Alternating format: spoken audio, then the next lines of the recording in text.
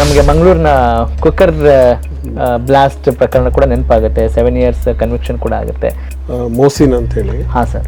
ಮತ್ತೆ ಇಲ್ಲಿ ಒಂದು ಇಜಾಜ್ ಪಾಷಾ ಅಂತ ಹೇಳಿ ಒಬ್ಬರು ಸ್ಮಗ್ಲಿಂಗ್ ನಡೀತಾ ಇದೆ ವೆಪನ್ಸ್ದು. ಹಾಂ sir. Something they have planning ಅನ್ನೋದು ಜಸ್ಟ್ ಒಂದು ಸಣ್ಣ ಇನ್ಪುಟ್ ಬಂದಿತ್ತು ಅಷ್ಟೇ ನಮಗೆ. ಎಲ್ಲರೂ ಅರೆಸ್ಟ್ ಮಾಡಿದ್ವಿ, ಇಬ್ಬರು ತಪ್ಪಿಸ್ಕೊಂಡ್ವಿ. ಕುಕ್ಕರ್ ಬ್ಲಾಸ್ಟ್ ಆದಮೇಲೆ ಇದು ಆಯಿತು, ಅದು ನಮ್ಮ ರಾಮೇಶ್ವರಂ ಕೆಫೆ ಅದು. ಅದರಲ್ಲಿ ಆ ಕ್ಯಾಪ್ ಆಧಾರದ ಮೇಲೆ ಏನು ಟೀಮ್ ಇತ್ತು, NI ಇರ್ಬೋದು, ನಮ್ಮ ಬೆಂಗಳೂರು ಸಿಟಿ ಪೊಲೀಸ್ ಇರ್ಬೋದು. ಅವಾಗ ನಾನು ಕೋಲಾರಲ್ಲಿ SP ಇದ್ದೆ. So I on my own came because of expertise ಎಲ್ಲ ರೆಡಿ ಮಾಡಿದ್ಮೇಲೆ ನಮಗೆ ಆ ಫೇಸ್ ಐಡೆಂಟಿಟಿ ಮೇಲೆ ಶಾಜಾಬ್ ಅಂತ ಒಬ್ಬರು ತಪ್ಪಿಸ್ಕೊಂಡಿದ್ದೆ ನಮ್ಮ first. He's the Shahzab cap ಅದು.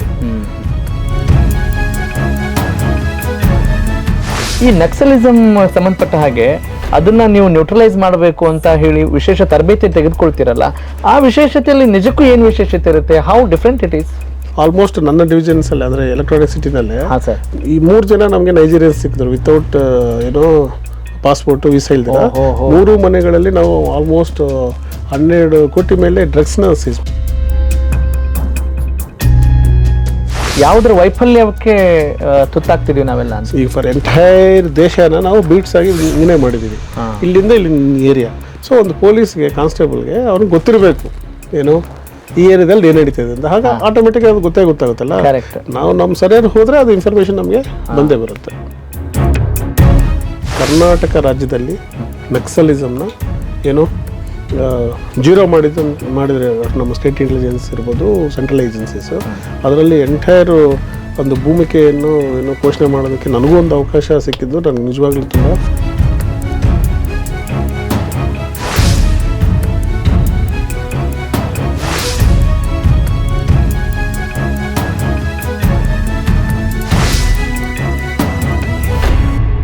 ಸರ್, ಹಾಗೆಯೇ ನಿಮ್ಮ ಒಂದು ಸಕ್ಸಸ್ ಸ್ಟೋರೀಸ್ನೆಲ್ಲ ಗಮನಿಸ್ತಾ ಬಂದರೆ ನಮಗೆ ಮಂಗಳೂರಿನ ಕುಕ್ಕರ್ ಬ್ಲಾಸ್ಟ್ ಪ್ರಕರಣ ಕೂಡ ನೆನಪಾಗುತ್ತೆ. 7 years ಕನ್ವಿಕ್ಷನ್ ಕೂಡ ಆಗುತ್ತೆ. ಹೇಗೆ ಆ ಪ್ರಕರಣವನ್ನು ಬೇಯಿಸಿದ್ದು ಹೇಗೆ? ಅದರಲ್ಲಿ ನೀವು ಪ್ರಮುಖವಾಗಿ ತೆಗೆದುಕೊಂಡಂಥ ಕಾರ್ಯತಂತ್ರಗಳೇನು? How did you do that job? ನಾನು ಇಂಟರ್ನಲ್ ಸೆಕ್ಯೂರಿಟಿ ಡಿವಿಷನ್ ಬೆಂಗಳೂರಲ್ಲಿ SP ಆಗಿದ್ದೆ. ಅಂದರೆ ಇಂಟರ್ನಲ್ ಸೆಕ್ಯೂರಿಟಿಯಲ್ಲಿ ಬೇಸಿಕಲಿ ಸೆಕ್ಯೂರಿಟಿ ಸಂಬಂಧಪಟ್ಟಂಗೆ ಟೆರರಿಸ್ಟ್ ಆ್ಯಕ್ಟ್ ಬಗ್ಗೆ ತುಂಬ ನಾವು ಬೇಹುಗಾರಿಕೆ ಮಾಡೋಂಥ ಒಂದು ಡಿವಿಷನಲ್ಲಿ ನಾನು SP ಆಗಿದ್ದೆ. ಅವಾಗ ಉಮೇಶ್ ಅಂತ DSP ಇದ್ರು, ಅವರು ನನ್ನ ಜೊತೆ. SK ಉಮೇಶ್ ಅವರು. ದೆನ್ ಅದು ನಮ್ಮ ಸೌಮಂದು ಮುಖರ್ಜಿ ಸರ್ ಅಂತ ನಮಗೆ ಬಾಸ್ ಇದ್ದರು, ADGP ಸರ್, DG ಒಬ್ಬರು AM ಪ್ರಸಾದ್ ಸರ್ ಇದ್ದರು. ಸೊ ರೆಗ್ಯುಲರ್ ಆಗಿ ನಾವು ಯೋಚನೆ ಮಾಡಿದ್ರೆ ವಿ ಗಾಟ್ ಒಂದು ಇನ್ಫಾರ್ಮೇಷನ್ ಫ್ರಮ್ ತಮಿಳ್ನಾಡು ದಟ್ ಒಬ್ಬ ತಮಿಳ್ನಾಡು ಬೇಸ್ಡ್ ಮೋಸಿನ್ ಅಂತೇಳಿ. ಮತ್ತು ಇಲ್ಲಿ ಒಂದು ಇಜಾಜ್ ಪಾಷಾ ಅಂತೇಳಿ ಒಬ್ಬರು, ದೆನ್ ಇನ್ನೊಬ್ಬರು ಇಲ್ಲಿ ಸೇರಿಕೊಂಡು ಜಸ್ಟ್ ಸ್ಮಗ್ಲಿಂಗ್ ನಡೀತಾ ಇದೆ ವೆಪನ್ಸ್ದು. ಸಮಥಿಂಗ್ ದೇ ಹ್ಯಾವ್ ಪ್ಲಾನಿಂಗ್ ಅನ್ನೋದು ಜಸ್ಟ್ ಒಂದು ಸಣ್ಣ ಇನ್ಪುಟ್ ಬಂದಿತ್ತು ಅಷ್ಟೇ ನಮಗೆ. ಅದ್ರ ಮೇಲೆ ನಾವು ಸೆಂಟ್ರಲ್ IB ಜೊತೆ ನಾವು ನಿರಂತರ ಸಂಪರ್ಕದಲ್ಲಿ ಇದ್ಕೊಂಡು ನಾನೇ ಟೀಮ್ಗೆ ಹೆಡ್ ಮಾಡ್ತಾ ಇದ್ದೆ. ವಿ ಗಾಟ್ ಒನ್ ಡ್ರೈವರ್, ಅವನು ಎಜಾಜ್ ಪಾಷಾ ಅಂತ. ಕಲಾಸಿಪಾಳ್ಯ ಬಸ್ ಸ್ಟ್ಯಾಂಡಲ್ಲಿ ಗೋಪಾಲ್ ಕೃಷ್ಣ ಅಂತ ಇನ್ಸ್ಪೆಕ್ಟರ್ ಇದ್ದರು. ನಾನು we watched and we caught one driver. ಆ ಡ್ರೈವರ್ನ ನಾವು ಕಾಟ್ ಮಾಡಿದ್ವಿ. ಅಲ್ಲಿಂದ ನಮಗೆ ಏನು ಗೊತ್ತಾಯ್ತು, ಅವನಿಂದ ನಾವು 4 ಪಿಸ್ಟಲ್ನ ರಿಕವರ್ ಮಾಡಿದ್ವಿ ಆಗಿನ ಕಾಲದಲ್ಲಿ. Just it is about 5 years back. ಆಮೇಲೆ ಸೊ ಅವ್ನು ಇಟ್ಕೊಂಡು ತಿರ್ಗ ಕೋಲಾರ್ ಸಲೀಮ್ ಅಂತ ಒಬ್ಬ, ಮತ್ತು ಇನ್ನೊಂದು ಕಡೆ ಟೋಟಲ್ 10-15 ಜನ ನಾವು ಮಾಡಿದಾಗ ಒಬ್ಬ ವ್ಯಕ್ತಿ ಹೆಸರು ಬಂತು, ಮೆಹಬೂಬ್ ಪಾಷಾ ಅಂತ. ಅವನಲ್ಲಿ ಗುರಪ್ಪನಪಳ್ಳಿ ಬೆಂಗಳೂರು. ಅವರು ಶಸ್ತ್ರಾಸ್ತ್ರಗಳು ಯೂಸ್ ಮಾಡಿದ್ರು ಟ್ರೈನಿಂಗು. ಮತ್ತು ಇನ್ನೊಂದು ಯಾಕಂದರೆ ಅವರು ಬೇಸಿಕಲಿ ಇಂಡಿಯನ್ ವ್ಯವಸ್ಥೆ ಮೇಲೆ ಸರಿ ಇಲ್ಲ, ಅವರು ISI ಅಂದರೆ ಐಸಿಸ್ ಅಂತ ಹೇಳ್ತೀವಿ. ISIS ಇದರಲ್ಲಿ ಇಲ್ಲಿ ಈ ಭಾರತದಲ್ಲಿ ವಿಧ್ವಂಸ ಮಾಡಬೇಕು ಅನ್ನೋದು ಅವ್ರದ್ದು ಟ್ರೈನಿಂಗ್ ಎಲ್ಲ ಉದ್ದೇಶ. ಸೊ ನಾವು ಒಂದು ಸಣ್ಣ ಇನ್ಫಾರ್ಮೇಷನಿಂದ ನಾವು 10 ಜನರನ್ನ ನಾವು ಮಾಡಿದ್ವಿ. ಲಾಸ್ಟ್ ಅದರಲ್ಲಿ ನಮ್ಗೆ 2 ವ್ಯಕ್ತಿಗಳು, ತಲ್ಹಾ ಅಂತ ಹೇಳಿ ಮಥಿನ್ ಅಂತ, ಮತ್ತು ಇನ್ನೊಬ್ಬ ಶಾಜಾಬ್ ಅಂತ, ಎಲ್ಲರೂ ಅರೆಸ್ಟ್ ಮಾಡಿದ್ವಿ, 2 ತಪ್ಪಿಸ್ಕೊಂಡ್ವಿ. ಅವರು ಪಾಕಿಸ್ತಾನ್ಗೆ ಹೋದ್ರು. ಚಾಲೆಂಜಿಂಗ್ ಆಗಿತ್ತು, ಅದೆಲ್ಲ ಆಗಿತ್ತು. ದೆನ್ ಅದರಲ್ಲಿ ಮೆಡಲ್ಸ್ ಬಂತು. ಎಂಟರ್ ಹಾಲಿಂದ ಮಾಡಿಲ್ಲ ಅಂತ ಅದನ್ನೆಲ್ಲ ನಾವು ಬ್ರಸ್ಟ್ ಮಾಡಿದ್ವಿ. Then government recognised. IB was very happy everything. But ಅವರಿಬ್ಬರು ನಾವು ಮಾಡೋಕ್ಕೆ ಆಗಿಲ್ಲ. ಅದಾದ ನಂತರ ದಿಸ್ ರಾಮೇಶ್ವರಂ ಕೆಫೆದು ಆಗೋಕ್ಕೆ ಮುಂಚೆ ಅದು ಆಗಿತ್ತಲ್ಲ, ಹೌದು ಹೌದು, ಅದಕ್ಕೆ ಮುಂಚೆ ಆಗಿತ್ತು. ಅದಕ್ಕೆ ರಾಮೇಶ್ವರ ಆಗೋಕ್ಕೆ ಮುಂಚೆ ಅದಕ್ಕೂ ಲಿಂಕ್ ಇದೆ ಅಂತೀರಾ? ಅದಕ್ಕೆ ಮುಂಚೆ ಇದು ಮಂಗಳೂರು ಕುಕ್ಕರ್ ಬ್ಲಾಸ್ಟ್ ಆಯ್ತು. ಅದರಲ್ಲಿ ಏನಿದ್ದಾನೆ ಅವನು ಸಹ ತೀರ್ಥಹಳ್ಳಿ ಅಂತೇಳಿ ನಮ್ಮ ಶಿವಮೊಗ್ಗದಲ್ಲಿ ಎಲ್ಲ ಒಳ್ಳೆಯವರೇ. ಅವನು ಫಸ್ಟ್ ಹಿಡಿದ್ವಿ ಕುಕ್ಕರ್ ಬ್ಲಾಸ್ಟ್ದು. That is and we linked that because ನಮ್ಮ ಹತ್ರ ಡೇಟಾ ಬೇಸ್ ಇರುತ್ತೆ. ದಿಸ್ ಈಸ್ ಫಾರ್ ಏನು ತಪ್ಪಿಸ್ಕೊಂಡಿದ್ದಾರೆ ತಲಹಾ, ಇವರು ಎಲ್ಲ ಒಂದೇ ಲಿಂಕ್ ಅಂತ ಹೇಳಿ ನಾವು ಮಾಡಿದ್ವಿ. ಇವರಿಬ್ಬರು ಸಿಕ್ಕಿರ್ಲಿಲ್ಲ. ಕುಕ್ಕರ್ ಬ್ಲಾಸ್ಟ್ ಆದಮೇಲೆ ಇದು ಆಯಿತು, ಅದು ನಮ್ಮ ರಾಮೇಶ್ವರಂ ಕೆಫೆದು. ಅದರಲ್ಲಿ ಆ ಕ್ಯಾಪ್ ಆಧಾರದ ಮೇಲೆ ಏನು ಟೀಮ್ ಇತ್ತು, NI ಇರ್ಬೋದು, ನಮ್ಮ ಬೆಂಗಳೂರು ಸಿಟಿ ಪೊಲೀಸ್ ಇರ್ಬೋದು. ಅವಾಗ ನಾನು ಕೋಲಾರಲ್ಲಿ SP ಇದ್ದೆ. So I on my own came because of expertise ಎಲ್ಲ ರೆಡಿ ಮಾಡಿದ್ಮೇಲೆ ನಮಗೆ ಆ ಫೇಸ್ ಐಡೆಂಟಿಟಿ ಮೇಲೆ ಶಾಜಾಬ್ ಅಂತ ಒಬ್ಬ ತಪ್ಪಿಸ್ಕೊಂಡಿದ್ದೆ ನಮ್ಮಲ್ಲಿ first. He's the Shahzab cap ಅದು. ಸೊ ಒಂದು ಫೇಶಿಯಲ್ ರೆಕಗ್ನಿಷನ್ ಮೇಲೆ ಇವನು 100% ಇರ್ಬೋದು ಅನ್ನೋದು ನಮಗೆ we shared with intelligence. Then later on NI took over ಆದಮೇಲೆ ನಾವು continuously they are supported. So ಅವ್ರನ್ನ ಕಲ್ಕತ್ತಾದಲ್ಲಿ ಅರೆಸ್ಟ್ ಮಾಡಿದ್ರು. ಹೌದು. ಸೊ ನಾವು ಹೇಳೋದು ಪೊಲೀಸ್ ಇಲಾಖೆಯಲ್ಲಿ ಕೇವಲ ಲಾ ಆ್ಯಂಡ್ ಆರ್ಡರು, ಜಾತ್ರೆ ಬಂದೋಬಸ್ತು, ಬಂದೋಬಸ್ತು, ಡ್ರಗ್ಸ್ ಮೇಲೆ ನಿರಂತರವಾಗಿ ಮಾಡುವಂಥದ್ದು, ದೆನ್ ವುಮೆನ್ ಸೇಫ್ಟಿ ಇದು ಮಾಡೋದು, ಇದೆಲ್ಲ ಒಂದು ಡೈಲಿ ನಮ್ಮ ಟಾಸ್ಕ್ ಇದ್ದರೆ ಈ terrorist, because human losses terrorist ಸ್ಟ್ರೈಕಿಂದ ಬಾಂಬ್ ಬ್ಲಾಸ್ಟಲ್ಲಿ ತಾವು ನೋಡಿರ್ಬೋದು, ತುಂಬ ಲಾಸ್ ಆಗುತ್ತೆ. ಆಮೇಲೆ ಅವ್ರ ಮೇಲೆ ಬೇಹುಗಾರಿಕೆ ಮಾಡಿ ಅವ್ನು ಹಿಡಿಯೋದು ತುಂಬ ಅಂದರೆ ತುಂಬ ರಿಸರ್ಚ್ ಮಾಡಬೇಕಾಗ್ತದೆ. 24 hours ಇರಬೇಕಾಗುತ್ತೆ. ದೇಶ ಓಡಾಡೋದು ಐಡೆಂಟಿಟಿನ ರಿವೀಲ್ ಮಾಡದೇ ಇರ್ಬೋದು. That is wonderful experience. But ಕೊನೆಗೆ ಅವ್ರು ಸಿಕ್ಕಾದಾಗ ಇರೋಂಥ ಒಂದು ಸ್ಯಾಟಿಸ್ಫ್ಯಾಕ್ಷನ್ ಇದೆಯಲ್ಲ, ದೇಶದ ಒಂದು ಭದ್ರತೆಗೆ ನಾವು ಮಾಡಿದಂಥ ನಮಗೊಂದು ಇದು. ಅದೇ ರೀತಿ ನಕ್ಸಲಿಸಮ್ ಸಂಬಂಧಪಟ್ಟಂಗೆ ನಾನು ಸ್ಟೇಟ್ ಇಂಟೆಲಿಜೆನ್ಸ್ ಅಲ್ಲಿ ನಾನು ನೀವು ಹೈದರಾಬಾದಿಗೆ ಹೋಗ್ತೀರಿ, ಅಲ್ಲಿ ವಿಶೇಷ ತರಬೇತಿ ತೆಗೆದುಕೊಳ್ತೀರಿ. ಅದು ಆಕ್ಚುಲಿ ನಿಮ್ಮ ಏನು ಸ್ವಯಂ ಪ್ರೇರಣೆಯಿಂದ ನೀವು ವಹಿಸಿದಂಥ ಆಸಕ್ತಿ ನಿಜಕ್ಕೂ ಕೂಡ ಬಹಳಷ್ಟು ಜನರಿಗೆ ಪ್ರೇರಣೆ. ಅದೇ CSL ಅಂತ ಹೇಳಿ ಕೌಂಟರ್ ಇಂಟೆಲಿಜೆನ್ಸ್ ಇಲ್ಲ ಅಂತ ನಮ್ಮ ಸ್ಟೇಟ್ ಇಂಟೆಲಿಜೆನ್ಸ್ ಇಲ್ಲಿದೆ. ಸೊ ಅಲ್ಲಿ ಹೋದ ನಂತರ ನಾವು ಈ ನಕ್ಸಲ್ಸ್ ಇದ್ರ ಮೇಲೆ ಫಸ್ಟ್ ಒಂದು ಕಮಿಟಿ ಗೌರಿ ಲಂಕೇಶ್ ಅವರು ಹೋದ್ಮೇಲೆ ಕಮಿಟಿ ನಿಸ್ರೆ ಆಗಿತ್ತು. ನಾವು ಹೈದರಾಬಾದ್ಗೆ ಹೋಗಿ ಕಮಿಟಿ ಲೀಡರ್ ತಂದು ಸರ್ಕಾರಕ್ಕೆ ನಾವು ಅದನ್ನ ನಾನೇ ಪ್ರಪೋಸಲ್ ಕಳಿಸ್ದೆ. ಯಾಕಂದ್ರೆ ಸರೆಂಡರ್ ಪಾಲಿಸೀಸ್ ಜಾಸ್ತಿ ಮಾಡ್ಬೇಕಂತ. So I am in committee. Then ಇಲ್ಲಿಂದ ನಮ್ಮೆಲ್ಲರೂ ಕರ್ಕೊಂಡು ಹೈದರಾಬಾದಲ್ಲಿ CSL ಅಂತಿದೆ, ಅಲ್ಲಿಗೆ ಒಂದು ತಿಂಗಳು ನಾವು ಪ್ರವಾಸ ಮಾಡಿ ಎಂಟೈರ್ ನಕ್ಸಲ್ ಇನ್ಫಾರ್ಮೇಶನ್ ತಗೊಂಡು, ಅಲ್ಲಿ ವೆಂಕಟೇಶ್ ಪ್ರಸನ್ನ ಅಂತ ಹೇಳಿ ಏನು ನನ್ನ ಜೊತೆ ಕೆಲಸ ಮಾಡಿದ್ರು, ಇವ್ರನ್ನ ಕಾಂಟ್ಯಾಕ್ಟ್ ಮಾಡಿ ಸರೆಂಡರ್ ಮಾಡೋದಕ್ಕೆ ನಾವು ಪ್ರಯತ್ನ ಮಾಡಿದ್ವಿ. ಅಂಗಡಿ ಚಂದ್ರ ಇರ್ಬೋದು, ಶ್ರೀಮತಿ ಇರ್ಬೋದು, ಇಲ್ಲಿ ಯಾರ್ಯಾರು ಈಗ ನಕ್ಸಲ್ದ ಎಂಟರ್ ಆಲ್ಮೋಸ್ಟ್ ಈಗ ವಿಕ್ರಮ್ ಗೌಡ ಸಂಬಂಧಪಟ್ಟಂಗೆ ಏನೇನೋ ಇದೆಯಲ್ಲ ಬ್ಯಾಕ್ ಗ್ರೌಂಡ್ ಎಲ್ಲ ಇನ್ಫಾರ್ಮೇಶನ್ ತಗೊಂಡು ತಮಿಳ್ನಾಡಲ್ಲಿ ಫಸ್ಟ್ ನಾವು ಹಿಡಿದು ಆ ಲೇಡಿನ ಸರೆಂಡರ್ ಮಾಡಿಸಿದ್ದೆ ನಮ್ಮ ಟೀಮ್ ಫಸ್ಟ್.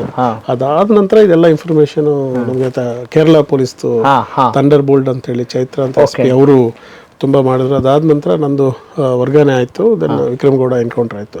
ಬಟ್ ಕರ್ನಾಟಕ ರಾಜ್ಯದಲ್ಲಿ ನಕ್ಸಲಿಸಮ್ನ ಏನು ಜೀರೋ ಮಾಡಿದರೆ ನಮ್ಮ ಸ್ಟೇಟ್ ಇಂಟೆಲಿಜೆನ್ಸ್ ಇರ್ಬೋದು, ಸೆಂಟ್ರಲ್ ಏಜೆನ್ಸೀಸು, ಅದರಲ್ಲಿ ಎಂಟೈರ್ ಒಂದು ಭೂಮಿಕೆಯನ್ನು ಏನು ಪೋಷಣೆ ಮಾಡೋದಕ್ಕೆ ನನಗೂ ಒಂದು ಅವಕಾಶ ಸಿಕ್ಕಿದ್ದು ನನಗೆ ನಿಜವಾಗ್ಲೂ ತುಂಬ ಹೆಮ್ಮೆ.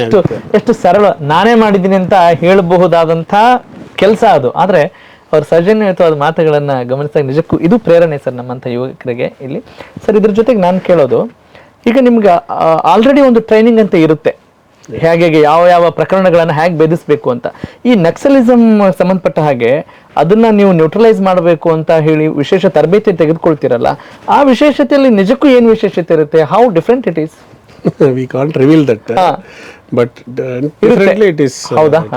ಅಟ್ಲೀಸ್ಟ್ ಹೇಳ್ಬಹುದಾದಂತ ಅಂಶಗಳನ್ನು ಹೇಳಿ ನೋಡೋಣ. ಏನ್ ಹೇಳ್ಬಹುದು ನಮ್ಮ ಅಂಡರ್ಗ್ರೌಂಡ್ ಆಕ್ಟಿವಿಟೀಸ್? ಓಕೆ, ಯಾವುದು ಮೇಲೆ ಇರಲ್ಲ. ಸೊ ಅವರು ಅಂಡರ್ಗ್ರೌಂಡ್ ಇದ್ರೆ ನಾವು ಅಂಡರ್ಗ್ರೌಂಡ್. ಓಕೆ, ನಾನು ಇನ್ನೊಂದು ನಿಮ್ಗೆ ಸುಲಭವಾಗಿ ಕೇಳ್ತೀನಿ. ನಮ್ಮ ಜನರಿಗೆ ಗೊತ್ತಾಗ್ಬೇಕು ಇವರು ನಕ್ಸಲೈಟ್ ಇರ್ತಾರೆ ಅಥವಾ ಇವ್ರು ನಕ್ಸಲಿಸಮ್ ಅಲ್ಲಿ ಇದ್ದಾರೆ ಅಂತ ಏನಾದ್ರು ತಿಳ್ಕೊಳ್ಳೋಕೆ, ಅವ್ರು ನೋಡೋಕೆ ಅದೇನಾದ್ರೂ ಗೊತ್ತಾಗತ್ತಾ? ಅವ್ರ ಹಾವಭಾವ, ಅವರ ವ್ಯಕ್ತಿತ್ವ, ಅದನ್ನೇನಾದ್ರೂ ಹೇಳಕ್ಕಾಗತ್ತಾ? ಅದರಿಂದ 100% ಅವರು ನಾರ್ಮಲ್ ಆಗೇ ಇರ್ತಾರೆ. See this terrorism is a mind game. ಅದು naxalism terrorism is a mind game. ನೋಡೋದಕ್ಕೆಲ್ಲ ಈಗ ಫಾರ್ ಎಕ್ಸಾಂಪಲ್ ನಿನ್ನೆ ಆಸ್ಟ್ರೇಲಿಯಾದೆಲ್ಲ ಆಯ್ತು, ಹೈದರಾಬಾದ್ ಹುಡುಗ ಮಾಡ್ದ, ನೋಡೋಕೆ ಯಾವ ಆಕ್ಷನ್ ಮಾಡ್ತಾರೆ ದಟ್ ಇಸ್ ಬಿಹೇವಿಯರ್. ಬಟ್ ಅವ್ನ ಎಂಟೈರ್ ಆಕ್ಟಿವಿಟೀಸ್ ಮೇಲೆ ನಾವು ನಿಗಾ ಇಟ್ಟರೆ ಗೊತ್ತಾಗುತ್ತೆ. ಫಾರ್ ಎಕ್ಸಾಂಪಲ್ ಐಡೆಂಟಿಟಿನ ರಿವೀಲ್ ಮಾಡದಿರೋಂಥದ್ದು, ಫೇಕ್ ಡಾಕ್ಯುಮೆಂಟ್ಸ್ ಇರೋಂಥದ್ದು, ಓಕೆ ಫೇಕ್ ಪಾಸ್ಪೋರ್ಟ್ ಮಾಡಲಿ. ಯಾಕಂದ್ರೆ ಏನಾದ್ರು ಅಪರಾಧ ಮಾಡಿದಾಗ ಅದು ಸಿಕ್ಕಾಕೋಬಾರ್ದು ಅಂತ ಇದೆಲ್ಲ ಮಾಡ್ತಾರಲ್ಲ, correct. It shows that they are doing for the big ಅಂತ. ಸೊ ಒಂದು ಸಣ್ಣ ನಮಗೆ ಅದು ವಾಸನೆ ಬಂದರೆ ವಿ ಹ್ಯಾವ್ ಆಲ್ವೇಸ್ ಅದ್ರ ಮೇಲೆ ಸರ್ವೈಲೆನ್ಸ್ ಮಾಡ್ತೀವಿ. ಸೊ ಇದರಲ್ಲೂ ಸಹ ಸರ್ ಆ ಥರ ಹೈದರಾಬಾದ್ ಇರ್ಬೋದು, ಸ್ಟೇಟ್ ಇಂಟೆಲಿಜೆನ್ಸ್ ಇರ್ಬೋದು, ಅಥವಾ ನಮ್ಮ ಸೆಂಟ್ರಲ್ ಏಜೆನ್ಸೀಸ್ ಐವಿಸ್ ಇರ್ಬೋದು, ಅದೇ ವಿಶೇಷವಾದಂತಹ technical analysis, then surveillance skills ಇರ್ಬೋದು, ದೆನ್ ಒಂದು ನಕ್ಸಲನ್ನು ಹಾಕಿದ್ರೆ ಒಂದು ದಿವಸದಾಗಿದ್ದಲ್ಲ, ಎಂಡ್ಯೂರೆನ್ಸ್ ಇದು 5 ವರ್ಷ 6 ವರ್ಷ 10 ವರ್ಷ ಒಂದೇ ಜಾಬ್ ಮೇಲೆ ಒಂದು ಟಾರ್ಗೆಟ್ ಮೇಲೆ ಕಾನ್ಸಂಟ್ರೇಷನ್ ಮಾಡಿ ಇರಬೇಕಾಗುತ್ತೆ. It is differently motivational thing, very challenging. But I congratulate each constables ಇಂದ ಹಿಡಿದು ಮೈಸೂರಲ್ಲಿ ಒಂದು ಅರಸು ಅಂತ ಒಂದು ಕಾನ್ಸ್ಟೇಬಲ್ ಇದ್ದ, ನಾನು ಹೇಳಬೇಕು ಅವರೆಲ್ಲ, ಪ್ಲೀಸ್. ಇದು ಬರೀ SP ಆಗಿ ನಾವು ಹೆಡ್ ಮಾಡ್ತಾ ಇರ್ಬೋದು, but it's a team work. ಯಾವುದಾದ್ರೂ ಒಂದು ಪ್ರಕರಣ ಮೇಲೆ ಏನೋ ಜಸ್ಟ್ ಏನೋ ಅದು ಕರೆಕ್ಟ್, ಅದು ತಾರ್ಕಿಕ ಅಂತ್ಯ ಕಾಣಬೇಕು ಅಂತ ಹೇಳಿದಾಗ ಬೇಕಾಗುತ್ತೆ. ಕರೆಕ್ಟ್. ಅಲ್ಲಿ ನಮ್ಮ ಇಲಾಖೆಯಲ್ಲಿ officers we are 20%, 80% is our constables. ಅವರು ಈಗ ತುಂಬಾ ವಿದ್ಯಾವಂತರಾಗಿದ್ದಾರೆ, ಟೆಕ್ನಾಲಜಿ ಎಲ್ಲ ಚೆನ್ನಾಗಿ ಗೊತ್ತಿದೆ, ಆಮೇಲೆ ನಿರಂತರ ಟ್ರೈನಿಂಗ್ ನಡೀತಾ ಇರ್ತದೆ. ಎಲ್ಲದರಲ್ಲೂ ನಮ್ಮ ಡೆಡಿಕೇಟೆಡ್ ಸ್ಟಾಫ್ ಇದೆಯಲ್ಲ, ಎಲ್ಲ ಶ್ರೇಯಸ್ಸು ಅವ್ರಿಗೆ ಸಲ್ಲಬೇಕು. ಫೈನ್ ಸರ್, ನಿಮ್ಮ ಇಡೀ ಸ್ಟಾಫಿಗೆ ಒಂದು ಟ್ರೈನಿಂಗ್ ಬೇಕಾಗುತ್ತೆ. ಆದರೆ how can we create awareness in the public? ನಾವು ಜನರಿಗೆ ಯಾವ ರೀತಿ ಅವೇರ್ನೆಸ್ ಕ್ರಿಯೇಟ್ ಮಾಡ್ತಾ ಇದೀವಿ ಆ ವಿಚಾರಕ್ಕೆ ಸಂಬಂಧ? ಬೆಂಗಳೂರು ನಗರದಲ್ಲಿ ಮೊನ್ನೆ ನಮ್ಮ ಕಮಿಷನರ್ ಅಂತ ಶ್ರೀಮಂತ್ ಕುಮಾರ್ ಸಿಂಗ್ ಸಾಹೇಬರು, ನಮ್ಮ ಹೋಮ್ ಮಿನಿಸ್ಟರ್ ಪರಮೇಶ್ವರ್ ಸಾಹೇಬರು ಮೊನ್ನೆ ಒಂದು ವಿನೂತವಾದಂಥ ಕಾರ್ಯಕ್ರಮ ಮಾಡಿದ್ರು, ಮನೆ ಮನೆಗೆ ಪೊಲೀಸ್ ಅಂತ. ಮನೆ ಮನೆಗೆ ಪೊಲೀಸ್. ನಾವು ಮನೆ ಪೊಲೀಸ್ ಮಾಡೋ ಸಂದರ್ಭದಲ್ಲಿ ಯಾರ್ಯಾರು ಆ ಏರಿಯಾದಲ್ಲಿ ಕಳ್ಳರಿದ್ದಾರೆ, ಯಾರ್ಯಾರು ಟೆರರಿಸ್ಟ್ ಇದ್ದಾರೆ, ಆಲ್ರೆಡಿ ಅರೆಸ್ಟೆಡ್ ನಕ್ಸಲ್ಸ್ ಇದ್ದಾರೆ, ಎಲ್ಲ ಬುಕ್ಲೆಟ್ಸ್ ಎಲ್ಲ ಮಾಡಿ, ಆಮೇಲೆ ಯಾರು ಮನೆಗೆ ಬಾಡಿಗೆ ಕೊಡ್ತಿರಲ್ಲ ಅವ್ರದ್ದು ಡೀಟೇಲ್ಸ್ ನೀವು ನಮಗೆ ಠಾಣೆಗೆ ಕೊಡಬೇಕು. ಲೇಟ್ ನೈಟಲ್ಲಿ ಯಾರು ಬರ್ತಾ ಇದ್ರು ಕೊಡಬೇಕು. ಮನೆಯಿಂದ ಆಚೆನೆ ಬರ್ದಿರ ಇರೋರು ಯಾರಿದ್ದಾರೆ, ದೆನ್ ವಿದೇಶಿಯರು ಯಾರಾದರೂ ಇಲ್ಲಿ ನಿಲ್ಸಿದಾರ, ಅಥವಾ ಇಂಟರ್ನೆಟ್ ಎಷ್ಟು ಯಾರು ಹಾಕ್ಸಿದ್ದಾರೆ, ಆಮೇಲೆ ಹೌಸ್ ಮೇಟ್ಸ್ ಎಲ್ಲಿದ್ದಾರೆ, ಆಮೇಲೆ ಯಾರಾದರೂ ವಿದೇಶಿಯರು ಬಂದರೆ ಪಾಸ್ಪೋರ್ಟ್ ಕೊಡ್ಬೇಕು ಅಂಥವ್ರು ಯಾರು ನಮ್ಮ ಹತ್ರ ಇದ್ದಾರೆ, ನಿಮ್ಮ ಮನೆಯಲ್ಲಿ ಯಾರ್ಯಾರು ಜನ ಇದ್ದಾರೆ, ಇದೆಲ್ಲ ಡೇಟಾಬೇಸ್ನ ನಾವು ಮನೆಗೆ ನಾವು ಮಾಡಿದಾಗ ಆಲ್ಮೋಸ್ಟ್ ನನ್ನ ಡಿವಿಷನ್ಸಲ್ಲಿ ಅಂದರೆ ಎಲೆಕ್ಟ್ರಾನಿಕ್ ಸಿಟಿನಲ್ಲಿ ಈ 3 ಜನ ನಮಗೆ ನೈಜೀರಿಯನ್ಸ್ ಸಿಕ್ಕಿದ್ರು ವಿತೌಟ್ ಏನೋ ಪಾಸ್ಪೋರ್ಟು ವೀಸಾ ಇಲ್ದಿರ. 3 ಮನೆಗಳಲ್ಲಿ ನಾವು ಆಲ್ಮೋಸ್ಟ್ 12 ಕೋಟಿ ಮೇಲೆ ಡ್ರಗ್ಸ್ನ ಸೀಸ್ ಮಾಡಿದ್ವಿ. ಸರ್ ಹೇಗೆ ಅದು ಸ್ವಲ್ಪ ಇನ್ನಷ್ಟು ವಿವರವಾಗಿ ಹೇಳ್ಬೋದಾ? ಅಂದ್ರೆ ಅವ್ರು ಹೇಗೆ ಬರ್ಲಿಕ್ಕೆ ಸಾಧ್ಯ ಆಗುತ್ತೆ, ಅಂದ್ರೆ ಯಾವುದ್ರ ವೈಫಲ್ಯಕ್ಕೆ ತುತ್ತಾಗ್ತಿದೀವಿ ನಾವೆಲ್ಲ ಅಂತ? This international trade. ಸೊ ಎಷ್ಟು ನಮಗೆ ಕಣ್ಗಾವಲು ಇದ್ರೂ ಸಹ ಅವರು ತಪ್ಪಿಸ್ಬಿಟ್ಟು ಬರ್ತಾ ಇದ್ದಾರೆ. ಸೊ ಫಾರ್ ಎಕ್ಸಾಂಪಲ್ ಅದು ಸಿ ರೂಟ್ ಇರ್ಬೋದು, ಏರ್ ರೂಟ್ ಇರ್ಬೋದು, ಎಷ್ಟು ದೆನ್ ಓನ್ ಮ್ಯಾನುಫ್ಯಾಕ್ಚರಿಂಗ್ ಇರ್ಬೋದು. ತಾವೇ ನೋಡಿದ್ರಿ ಅಲ್ಲಿ ಮೈಸೂರಲ್ಲಿ ಕಣ್ ತಪ್ಪಿಸಿ ಮಾಡೋಂಥದ್ದು. ಹೀಗಾಗಿ ಬೇರೆ ಬೇರೆ ರೂಟ್ಸ್ ಇದೆ. ಬಟ್ ನಮಗೆ ಪೊಲೀಸ್ ಅನ್ನೋನಿಗೆ ಬೀಟ್ ವ್ಯವಸ್ಥೆ ಇರುತ್ತೆ. ಅಂದರೆ ಒಂದು 100 ಮನೆ 200 ಮನೆ, ಈಗ ಫಾರ್ ಎಂಟೈರ್ ದೇಶನ ನಾವು ಬೀಟ್ಸ್ ಆಗಿ ಹಿಂಗೇ ಮಾಡಿದ್ದೀವಿ, ಇಲ್ಲಿಂದ ಇಲ್ಲಿ ಏರಿಯಾ. ಸೊ ಒಂದು ಪೊಲೀಸ್ಗೆ ಕಾನ್ಸ್ಟೇಬಲ್ಗೆ ಅವ್ನಿಗೆ ಗೊತ್ತಿರಬೇಕು ಏನು ಈ ಏರಿಯಾದಲ್ಲಿ ಏನು ನಡೀತಾ ಇದೆ ಅಂತ. ಹಾಗೆ ಆಟೋಮೆಟಿಕ್ ಅದು ಗೊತ್ತಾಗುತ್ತಲ್ಲ. ನಾವು ನಮ್ಮ ಸರಿಯಾಗಿ ಹೋದರೆ ಅದು ಇನ್ಫಾರ್ಮೇಷನ್ ನಮಗೆ ಬಂದೇ ಬರುತ್ತೆ. ಅಂದರೆ ಸರ್ ಈಗ ನಾವು ಪೊಲೀಸ್ ಬ್ರೈನ್ ಅಂತ ಹೇಳ್ತೀವಿ, ಹಂಗೆ ಜನರಿಗೆ ಈ ಪೊಲೀಸ್ ಬ್ರೈನ್ ಅಂದರೆ ಬಹಳ ವಿಶೇಷ. ಅವರು ಎಲ್ಲ ರೀತಿಯಿಂದಲೂ ಕೂಡ ಒಂದು ತರಬೇತಿ ಪಡೆದುಕೊಳ್ತಿರ್ತಾರೆ. ಆ ನಿಟ್ಟಿನಲ್ಲಿ ನಮ್ಮ ಜನರು, ಈಗ ನೀವು ಸೈಬರ್ ಕ್ರೈಮ್ಗಳಲ್ಲಿ ಬಹಳ ದೊಡ್ಡ ಮಟ್ಟದ ಕೆಲಸಗಳನ್ನು ಮಾಡಿದಿರಿ, ಪರಿಹಾರವನ್ನು ಕಂಡುಕೊಂಡಿದ್ದೀರಿ. ನಾನು ಕೇಳಕ್ಕೆ ಹೊರಟಿರೋ ಪ್ರಶ್ನೆ ಏನು ಅಂತ ಹೇಳಿದರೆ, ಬೆಂಗಳೂರಲ್ಲಿ ಏನಾದರೂ ಸೈಟ್ ತೆಗೆದುಕೊಳ್ಬೇಕು ಅಂತ ಹೇಳಿದರೆ ಬೆಂಗಳೂರಲ್ಲ ಅಂತ ಹೇಳಿ ಭಯ ಪಡೋರಿದ್ದಾರೆ. ಸೊ ಹಾಗಾಗಿ ಆ ವಿಚಾರಕ್ಕೆ ಸಂಬಂಧಪಟ್ಟಾಗ ಒಂದು ಸೈಟ್ ತೆಗೆದುಕೊಳ್ಳೋ ವಿಚಾರ ಇರಬಹುದು, ಅಥವಾ ಜನಸಾಮಾನ್ಯರು ಯಾವ್ಯಾವ ವಿಚಾರಗಳಲ್ಲಿ ತುಂಬಾ ನಿಷ್ಣಾತರಾಗಿರ್ಬೇಕು ಅಂತ ಈ ಮೂಲಕ ಹೇಳ್ತೀರಿ ತಮ್ಮ ಒಂದು ಅನುಭವದ ಹಾದಿಯಲ್ಲಿ ನೋಡೋದು? ಫಾರ್ ಎಕ್ಸಾಂಪಲ್ ನೋಡಿ, ಈಗ ಬೆಂಗಳೂರು ನಗರದ ತುಂಬಾ ವೇಗವಾಗಿ ಬೆಳೀತಿರುವಂಥ metro, okay, more than the population is entire ನಮ್ಮದು. ನಮ್ಗೆ ಇಲ್ಲಿರುವಂಥ ವಾತಾವರಣ, ಮತ್ತು ನಮ್ಮ ಸಾಫ್ಟ್ವೇರ್ ಕಂಪನೀಸ್ ಇರ್ಬೋದು, ಬಯೋಲಾಜಿಕಲ್ ಕಂಪನೀಸ್ ಇರ್ಬೋದು, ದೆನ್ ಕನೆಕ್ಟಿವಿಟಿ ಇರ್ಬೋದು, because of lot of things ಎಲ್ಲ ಇಲ್ಲಿ ಬರ್ತಾ ಇದೆ. ಸೊ ಬಂದವ್ರು ಏನಂತ ಹೇಳಿದ್ರೆ ಯಾರು ತಿರ್ಗಾ ಹಿಂದೆ ಹೋಗೋಕ್ಕೆ ಇಷ್ಟಪಡಲ್ಲ. ಆಂಧ್ರದವ್ರು ಇರ್ಬೋದು, ಈ ಕಡೆ north Indians, because of the weather and all. Correct. So ಹಾಗಾಗಿ ಈಗ ಬೆಂಗಳೂರು ಈಗ ಗ್ರೇಟರ್ ಬೆಂಗಳೂರು ಆಗಿದೆ. ಸೊ ಯಾವುದಾದ್ರು ಅಗ್ರಿಕಲ್ಚರ್ ಲ್ಯಾಂಡ್ಸ್ ಇದೆ ಅದೆಲ್ಲ ಕನ್ವರ್ಷನ್ ಆಗಿ ರೆಸಿಡೆನ್ಷಿಯಲ್ ಇದಕ್ಕೆ ಬರ್ತಾ ಇದೆ. ಇದರಲ್ಲಿ ಏನಂತ ಹೇಳಿದ್ರೆ, because of demand is so high, so the lot of real estate agents, real estate ಕಂಪನೀಸನ್ನು ಆನ್ಲೈನಲ್ಲಿ, ಯಾಕಂದರೆ ಈಗ ಫಾರ್ ಎಕ್ಸಾಂಪಲ್ ಯಾರೋ ಡೆಲ್ಲಿಯಿಂದ ಬಂದ ಅಂತ ತಿಳ್ಕೊಳ್ಳಿ, ಹಾಂ sir, what will not consult anybody. ಯಾವುದು ನೆಟ್ವರ್ಕಲ್ಲಿ ಹೋಗ್ತಾನೆ ಎಲ್ಲರಿಗೂ ಕ್ವಿಕ್ ಆಗಿ ಹೋಗ್ಬೇಕು, so that they will go for the any website. Correct. ಅದು ನಿಜಾನ ಸುಳ್ಳ ಯಾರಿಗೆ ಗೊತ್ತಾಗಲ್ಲ. ಬ್ಯಾಕ್ ಎಂಡಲ್ಲಿ ಒಂದೆಲ್ಲ ಡೀಟೇಲ್ಸ್ ಹಾಕ್ತಾರೆ, ನೀವು ದುಡ್ಡು ಮಾಡಿ ಹಿಂಗೆ ಲ್ಯಾಂಡ್ ಇದೆ ಅಂತೇಳಿ ಎಲ್ಲ ಪೇಪರಲ್ಲಿ ತೋರಿಸ್ತಾರೆ. ಹಾಂ ಸರ್, ಒಂದ್ಸಲ ದುಡ್ಡು ಹಾಕ್ಕೊಂಡು ಅಲ್ಲಿ ಹೋದ್ಮೇಲೆ ಅವನು ಏಜೆಂಟ್ ಇರಲ್ಲ, ಅವನು ಇರಲ್ಲ. ಈ ತರ ಒಂದು ಸೈಬರ್ ಫ್ರಾಡ್ಸ್.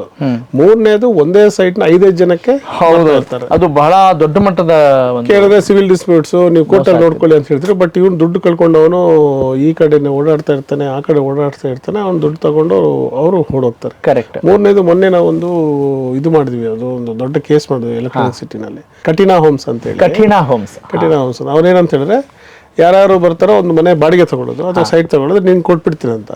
ಸೊ ಅವರು ಎಲ್ಲ ಇವ್ರಿಗೆ ದುಡ್ಡು ತುಂಬ್ತಾರೆ. ಈಗ ಓನರ್ ಇದ್ರೆ, ಈ ಕಠಿಣ ಹೋಮ್ಸ್ ಬಂದ್ಬಿಟ್ಟು ಓನರ್ ಇರ್ತಾನೆ, ನಿನಗೆ ತಿಂಗಳಿಗೆ 1 ಲಕ್ಷ ಕೊಡ್ತೀನಪ್ಪ ಕೊಡು ಅಂತ ಕೇಳ್ತಾರೆ. ಇವನು ಅದನ್ನು ಅವನಿಗೆ 2 ಲಕ್ಷಕ್ಕೆ ತಗೊತಾನೆ. 2 ಲಕ್ಷ 1 ವರ್ಷ ದುಡ್ಡು ಫುಲ್ಲು ಸೇರಿ 2 ಲಕ್ಷ ಇಂಟು 12 ಅಷ್ಟು ದುಡ್ಡು ಅವ್ರು ಕಲೆಕ್ಟ್ ಮಾಡ್ತಾನೆ. ಇವನಿಗೆ 1 ವರ್ಷಕ್ಕೆ ಎಷ್ಟು ಬೇಕೋ ಅಷ್ಟು ಫಸ್ಟೇ ಕೊಟ್ಟಿರ್ತಾನೆ. ಬಟ್ ಈ ಸ್ಕ್ಯಾಮ್ ಹೆಂಗ್ ಅಂತ ಹೇಳಿದ್ರೆ, ಕೆಲವು ಪ್ರಕರಣಗಳಲ್ಲಿ ಫಸ್ಟ್ 1 ಮಂತ್ 2 ಮಂತ್ಸ್ ಓನರ್ ದುಡ್ಡು ಕೊಡ್ತಾರೆ, ಇವ್ರ ಹತ್ರ ದುಡ್ಡು ತಗೊಂಡಿರ್ತಾನೆ, ಅವ್ರಿಗೆ ಸೈಟ್ದಾಗ್ಲಿ ಮನೆದಾಗ ಕಟ್ಟಿರಲ್ಲ ದುಡ್ಡು. ಸೊ ಇವರು ಫೈನ್ ಡೇ ಓನರ್ ಬರ್ತಾರೆ, ಒರಿಜಿನಲ್ ಓನರ್, ಇಲ್ಲಪ್ಪ ನೀನು ಅಂತ ಹೇಳಿದ್ರೆ, ನಾನು ನಿನಗೆ ಕೊಟ್ಟಿಲ್ಲ ದುಡ್ಡು, ಬಟ್ ಕಠಿಣ ಹೋಮ್ಸ್ಗೆ ಆಲ್ರೆಡಿ ದುಡ್ಡು ಕೊಟ್ಬಿಟ್ಟಿದ್ದೀನಿ. ಈಗ ಕಠಿಣ ಹೋಮ್ಸು 1000 ಜನಕ್ಕೆ ಮೋಸ ಮಾಡ್ಬಿಟ್ಟು ಅವನು ಹೋಗೋಬಿಟ್ಟ. ಈ ಕಡೆ ಮನೆ ಖಾಲಿ ಮಾಡಿದ್ರೆ, ಹೆಸರು ಹೆಂಗಿದೆ ನೋಡಿ ಸರ್, ಅದು ಕಠಿಣ. ಸೊ ಮಲಯಾಳಿ ಫೆಲೋ, ನಾವು enter cases went to CID, ಅವ್ರನ್ನ ಅರೆಸ್ಟ್ ಮಾಡಿದ್ದಾರೆ. ಸೊ ನಾನು ಹೇಳೋದು ಬೆಂಗಳೂರಲ್ಲಿ ಈ ಥರ ಲೀಸ್ ಫ್ರಾಡ್ಸ್, ಆಮೇಲೆ ಫೇಕ್ ಡಾಕ್ಯುಮೆಂಟ್ಸ್. ಮೂರನೇದು ಹೆಂಗಾಗ್ಬಿಟ್ಟಿದೆ ಅಂತ ಹೇಳಿದ್ರೆ, ಯಾರ್ದೋ ಖಾಲಿ ಸೈಟ್ ಇದ್ರೆ, boom, that is land mafia ಅಂತ ಹೇಳ್ತೀವಿ.